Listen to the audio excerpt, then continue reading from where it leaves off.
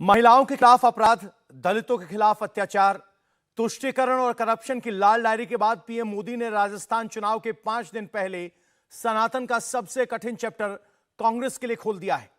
अगर बीजेपी के pace attack से कांग्रेस बच भी गई तो मोदी के सनातन वाली गुगली से बचना मुश्किल हो जाएगा। लेकिन मोदी के पास अटैक में वैरायटी की कमी नहीं है। बिहार विधानसभा में नीतीश कुमार ने महिलाओं और महादलितों पर जो कहा उसे राजस्थान में कैसे यूज करना है मोदी जानते हैं।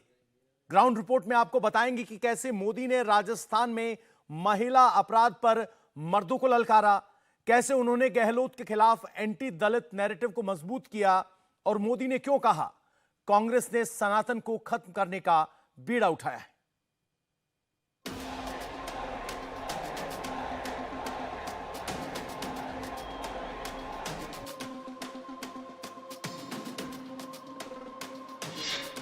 एमपी छत्तीसगढ़ के बाद राजस्थान के लिए क्या है मोदी का प्लान? 3 दिसंबर को राजस्थान में क्या होने वाला है? राजस्थान फतेह का क्या है सनातन फॉर्मूला? कांग्रेस और उसके घमंडिया गठबंधन की ये पहली हरकत नहीं है। सनातन को लेकर इन्होंने क्या क्या कहा है ये पूरे देश ने देखा है। मेरी माताएं बहनों ने तो बहुत आक्रोश व्यक्त किया है। कांग्रेस और उसके साथी सनातन को खत्म करने का ऐलान कर रहे हैं और सनातन को खत्म करने का मतलब है राजस्थान की संस्कृति को खत्म करना।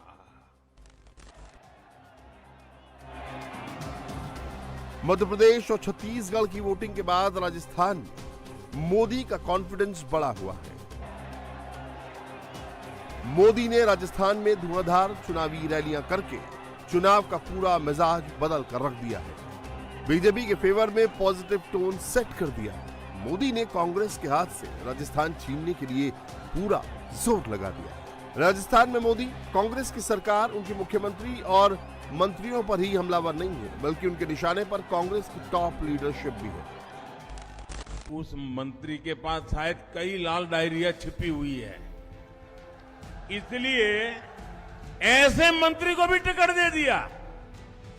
इसका मतलब यह हुआ महिलाओं पर अत्याचार और जुल्म करने वालों को कांग्रेस की दिल्ली सरकार भी, कांग्रेस के दिल्ली के कारनामे करने वाले लोग भी, कांग्रेस के दिल्ली में बैठे हुए सारे बाजीगर भी ये जादूगर की हर बात मानने लग गए हैं। और इसलिए कांग्रेस और इसके घमंडिया साथियों की मानसिकता एक जैसी है, महिला विरोधी है। मैं राजस्थान की हर बहन बेटी को कहूंगा, आपको राजस्थान से कांग्रेस को साफ करने के बाद ही चैन से बैठना है। कांग्रेस के लोग सिर्फ एक परिवार के बारे में सोचते हैं। बीजेपी ने राजस्थान में पूरी ताकत झोंकी हुई है। बीजेपी की पूरी कोशिश है कि मौका हाथ से निकलना नहीं चाहिए। इसीलिए बीजेपी की टॉप लीडरशिप तो कैंपेन कर ही रही है, साथ में उत्तर प्रदेश और असम के मुख्यमंत्रियों को भी लगाया हुआ है। बीजेपी के पास यूपी का बाबा मॉडल है, जिसमें लॉ एंड ऑर्डर बिगड़ने पर सीधे बुलडोजर चलता है, सीधे एनकाउंटर होते हैं। और फिर बीजेपी के पास असम में वो मुख्यमंत्री है जो खास तौर पर हिंदू हित की बात करते हैं। दोनों ही मुख्यमंत्रियों को बीजेपी ने राजस्थान में टॉप का कैंपेनर बनाया हुआ है। श्रीमती वसुंधरा राजे जी के नेतृत्व की भारतीय जनता पार्टी सरकार ने आगे बढ़ाया था। आखिर 5 वर्ष में ऐसा क्या हो गया कि वह राजस्थान आज विकास में, पर्यटन में, रोजगार देने में, अन्नदाता किसानों के खुशहाली में नंबर 1 पर नहीं है। आज भाइयों बहनों, राजस्थान नंबर 1 में होता है अपराध में नंबर 1 पर, अराजकता में नंबर 1 पर, भ्रष्टाचार में नंबर 1 पर, गुंडागिर्दी में नंबर 1 पर, गौकशी की घटनाओं में नंबर 1 पर, और भाइयों बहनों, महिला संबंधी अपराध हो या साइबर अपराध हो, इन सब में आज नंबर 1 पर राजस्थान है। और इसीलिए मुझे आने की आवश्यकता पड़ी है भाइयों बहनों, आपसे अपील करने के लिए, इसीलिए मैं आया हूं। बीजेपी के लिए राजस्थान बहुत महत्वपूर्ण है। ये हिंदी पट्टी का वो राज्य है जहां लोकसभा में तो बीजेपी क्लीन स्वीप करती है, लेकिन पिछली बार विधानसभा हार गई थी। इसीलिए ऐसा भी हो सकता है कि अगर बीजेपी को मौका मिला तो नेतृत्व परिवर्तन हो जाए। बीजेपी ने अपने तमाम बड़े नेताओं की बैटरी को चुनाव में झोंका है। राजस्थान के चुनावों में बीजेपी फ्रंट फुट पर आक्रामक तरीके से खेल रही है। तमाम बड़े नेताओं को इसलिए उतारा गया है ताकि जनता के बीच नैरेटिव क्लियर रखा जाए। बीजेपी पूरी तरह से कांग्रेस पर हमलावर है। प्रचार करने वाले हर नेता का रोल डिफाइंड है। पीएम मोदी, स्मृति ईरानी, भूपेंद्र यादव, पीयूष गोयल, योगी आदित्यनाथ, वसुंधरा राजे और हेमंत बिस्वा कई सभाएं कर रहे हैं। उधर कांग्रेस ने भी पूरा कैंपेन अशोक गहलोत के इर्द गिर्द ही रखा हुआ है। अशोक गहलोत ने अपने ऊपर चैलेंज लिया हुआ है कि वो सरकार रिपीट करवाएंगे। हालांकि राजस्थान में पिछले 30 सालों में ऐसा कभी नहीं हुआ जब एक ही पार्टी ने लगातार दूसरी बार सरकार बना ली हो। लेकिन अशोक गहलोत को आज प्रचार का बूस्टर डोज मिल रहा है। मल्लिकार्जुन खड़गे, प्रियंका गांधी और सचिन पायलट से हमारे सारे नेता, हमारे सारे कार्यकर्ता एकजुट होकर मजबूत बनकर रणभूमि में उतरे हुए हैं। बल्कि इनको भाजपा की अपनी स्थिति देखनी चाहिए। इनकी स्थिति क्या है? बिखरी हुई है इनकी पार्टी। हिट विकेट तो ये है राजस्थान में भाजपा वाले। इनके नेता, जो बड़े बड़े नेता हैं, उनको इन्होंने परे कर दिया है। किसी को मालूम ही नहीं है कि अगर मुख्यमंत्री बनेगा तो कौन बनेगा। कि ये दूरबीन से जाकर ढूंढ रहे हैं पूरे राजस्थान में कि भाई हमारा नेता कौन बन सकता है, क्योंकि जो बड़े बड़े नेता थे उनको साइड कर दिया इन्होंने। भाजपा के जो ज्यादातर नेता आते हैं वो धर्म की बात करते हैं, जाति की बात करते हैं। तो आपको सोचना पड़ेगा कि भाई धर्म की बात और जाति की बात चुनाव के समय क्यों होती है। बीजेपी किसी कीमत पर यह नहीं चाहेगी कि 24 की बड़ी बाजी से पहले वो सत्ता का ये सेमीफाइनल राजस्थान में हार जाए, क्योंकि राजस्थान में एंटी इनकम्बेंसी बीजेपी अपने पक्ष में भुनाना चाहती है, ताकि 2024 में एक बार फिर से मोदी को राजस्थान स्वीप करके दिया जाए, जैसा कि पिछली 2 बार से हो रहा है। इसीलिए राजस्थान की कांग्रेस सरकार को मोदी आतंकवाद समर्थक बता रहे हैं। उनका आरोप है कि कांग्रेस की तुष्टीकरण की नीति से दंगे होते हैं। मोदी का कांग्रेस पर दूसरा सबसे बड़ा आरोप है भ्रष्टाचार का। खासतौर पर मोदी अपनी हर रैली में लाल डायरी का जिक्र कर रहे हैं। मोदी का कांग्रेस पर तीसरा हमला होता है महिला सुरक्षा को लेकर, और मोदी अपने भाषणों में पेपर लीक को लेकर भी बहुत ज्यादा हमलावर हैं। मोदी कांग्रेस पर सनातन विरोधी होने का आरोप लगाते हैं। यहां की कांग्रेस सरकार के लिए भ्रष्टाचार से बड़ा कुछ भी नहीं है।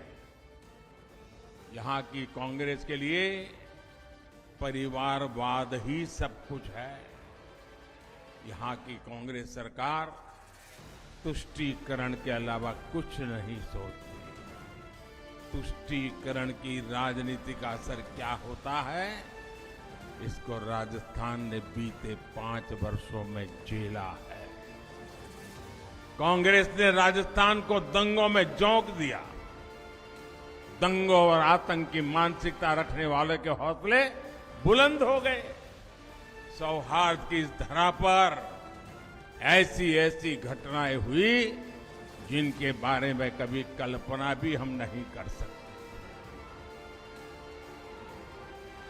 ऐसी विकृत मानसिकता वाली कांग्रेस को अच्छे से सबक सिखाना जरूरी है। मतदान के 5 दिन पहले मोदी का फोकस पाली और बीकानेर पर है।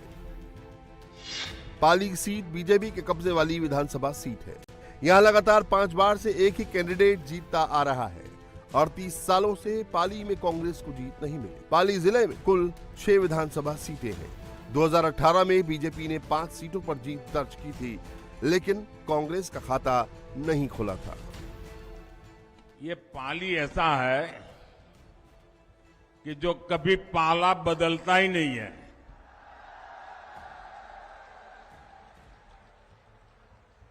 और पाली की दूसरी भी ताकत है। पाली वालों को मालूम नहीं है कि नहीं है, मुझे मालूम नहीं।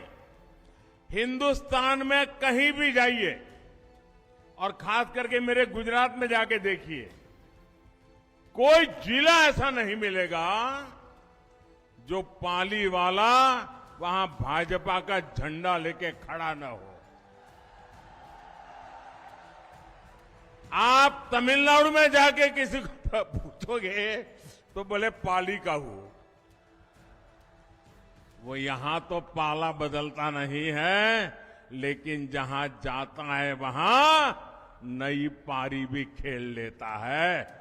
ये ताकत है पाली की। अब पीएम मोदी की बीकानेर रैली का मकसद समझ लीजिए। बीकानेर जिले में कुल 7 सीटें हैं। बीकानेर, खजुवाला, बीकानेर पश्चिम, बीकानेर पूर्व, कोलायत, लंकुर नसर, डूंगरगढ़ और नोखा। 2018 के चुनाव में बीजेपी ने इन 7 सीटों में से 3 सीटें जीती थी, जबकि कांग्रेस को भी 3 सीटें मिली थी। सीपीआई एमएल ने भी 1 सीट पर जीत दर्ज की थी। इस जिले के सभी 3 कांग्रेस एमएलए मंत्री हैं। ये जिला किसान बहुल है। मोदी जिस महारत के साथ पब्लिक से कनेक्ट कर रहे हैं, जनता से वैसा कनेक्शन बनाना किसी भी दूसरे नेता के लिए मुश्किल है। मोदी जानते हैं कि इंडी अलायंस का कोई नेता अगर बिहार में किसी दलित महिला पर विवादित बयान देता है तो उसे राजस्थान का मुद्दा कैसे बनाना है। यहां जालोर जिले में कानीवाड़ा में हनुमान जी का प्राचीन मंदिर है। उस हनुमान जी के प्राचीन मंदिर में पीढ़ियों से दलित समाज के ही पुजारी होते हैं, भगवान की पूजा करते हैं और सब लोग जाकर के वहां आशीर्वाद लेते हैं, प्रसाद आरोग्य करते हैं। कुछ दिन पहले ही बिहार में गमंडिया गठबंधन के एक नेता, वो वहां के मुख्यमंत्री हैं, उन्होंने दलित समाज के एक पूर्व मुख्यमंत्री के लिए ऐसी अभद्र भाषा बोली, ऐसी अभद्र भाषा बोली, कोई सामान्य नागरिक भी बातचीत में भी ऐसा नहीं बोल सकता। वो विधानसभा के फ्लोर पर बोल रहे थे। क्यों गालियां दी? क्योंकि वो पूर्व मुख्यमंत्री अति पिछड़े दलित परिवार से आते हैं, इसलिए उनकी बेइज्जती करने में उनको आनंद आता है। दलितों के खिलाफ अत्याचार करने वालों को देखकर कांग्रेस आंखों पर पट्टी बांध लेती है। यहां राजस्थान में 5 वर्ष तक दलित परिवारों के साथ हुए अत्याचार पर कांग्रेस ने यही किया है।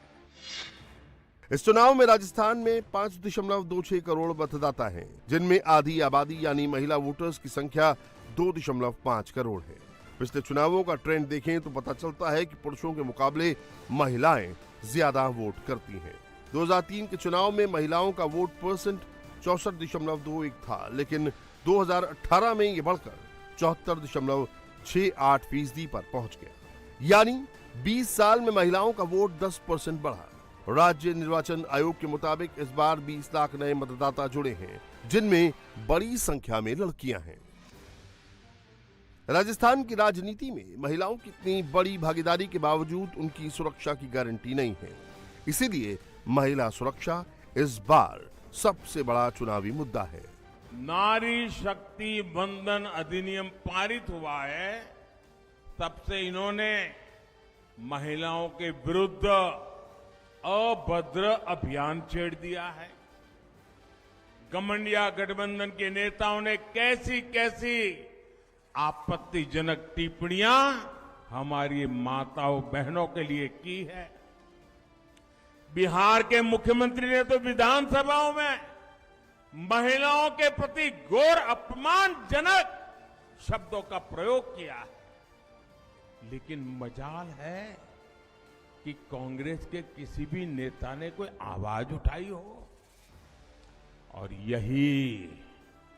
यही कांग्रेस का असली चेहरा है, जिसे राजस्थान के लोग पहचान गए हैं। साथियों, महिला विरोधी कांग्रेस कभी महिलाओं का कल्याण नहीं कर सकती, कभी महिलाओं की सुरक्षा नहीं कर सकती। राजस्थान में महिलाओं के खिलाफ अपराध का जो आंकड़ा बीजेपी पेश कर रही है, उसके मुताबिक 5 साल में राजस्थान में 10,92,000 केस रजिस्टर्ड हुए हैं और सिर्फ पिछले 3 महीनों में 118 नाबालिग बच्चियों के साथ रेप हुए हैं। बीजेपी एनसीआरबी की रिपोर्ट का हवाला भी दे रही है, जिसके मुताबिक राजस्थान रेप में नंबर 1 है। कांग्रेस ने राजस्थान को महिलाओं के खिलाफ अपराध में नंबर 1 बना दिया है। यहां के मुख्यमंत्री कहते हैं कि ये सारी शिकायतें फर्जी है। क्या कोई मां बहन ऐसी फर्जी शिकायत करे, ऐसा हमारे देश में कभी हो सकता है क्या? ये मुख्यमंत्री का सबसे करीबी मंत्री विधानसभा में इस अत्याचार को ये कहकर के उचित ठहराता है कि ये राजस्थान तो मर्दों का प्रदेश है।